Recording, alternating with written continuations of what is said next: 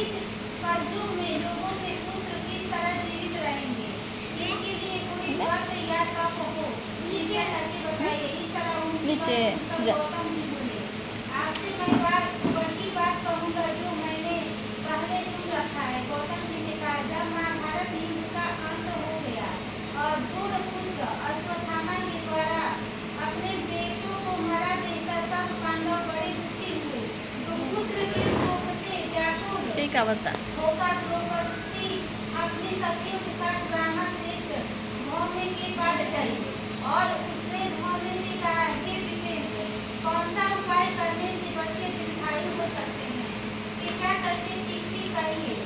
धौम्य बोले, सतयुग में सत्य वचन बोलने वाला, सदाचारण करने वाला, समर्थी जीवुतवाहन नाम का एक राजा है।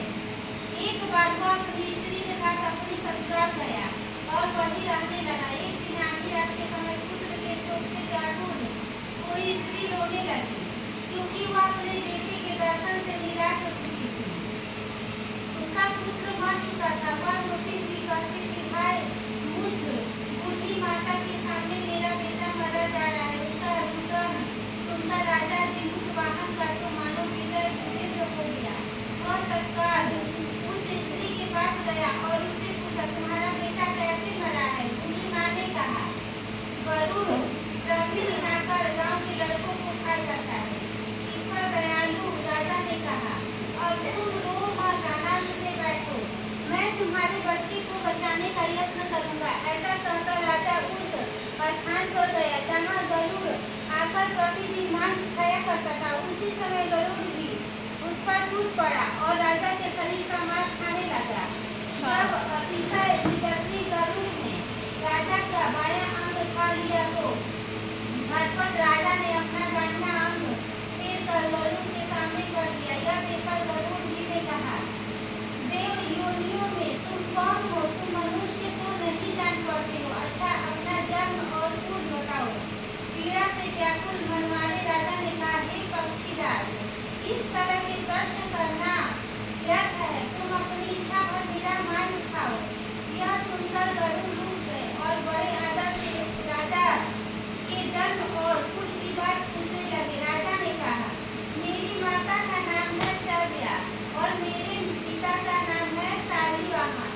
सूर्यवंश में मेरा जन्म हुआ है और जीवुतवाहन मेरा नाम है। राजा की दयालुता देखकर गरुड़ ने कहा, हे महाभाग, तुम्हारे मन में जो अभिलाषा हो वह वर मांगो। राजा ने कहा, हे पक्षीराज, यदि आप मुझे वर दे रहे हो तो वर दीजिए कि आपने अब तक जिन प्राणियों को खाया है वे सब जीवित हो जाए। हे स्वामी, अब से आप यहाँ बालकों को न खाएं और ऐसा उपाय करें कि जहाँ जो उत्पन्न हो वे लोग बहुत दिनों तक जीवित रहे। धौम्य ने कहा, पक्षीराज गरुड़ राजा को वरदान देकर स्वयं अमृत के लिए नागलोक चले गए। वहाँ से अमृत लाकर उन्होंने उन मरे मनुष्यों की हड्डियों पर बरसाया। ऐसा करने से सब लोग जीवित हो गए जिनको कि पहले गरुड़ ने खाया था। राजा के त्याग और गरुड़ की कृपा से वहाँ वालों का बहुत कष्ट दूर हो गया। उस समय राजा के शरीर की शोभा दोगुनी हो गई। राजा की दयालुता देखकर गरुड़ ने कहा, मैं संसार के कल्याणार्थ एक और वरदान दूंगा। आज अश्विनी कृष्ण सप्तमी से रहित शुभ अष्टमी तिथि है। आज ही